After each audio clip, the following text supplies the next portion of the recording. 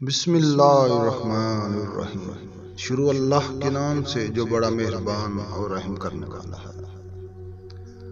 صورتیں کتنی بھی حسین ہو، سیرتوں کی محتاج ہوتی ہے۔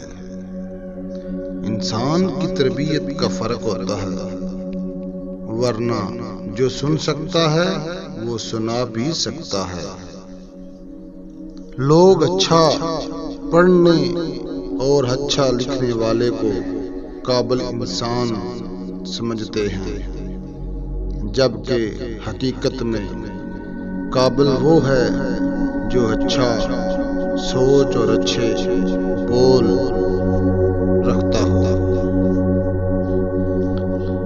زندگی برف کی مانند ہے، اس کو اچھے کاموں میں گزارو، ورنہ یہ پگھل تو رہی ہے، ختم بھی ہو جائے گی۔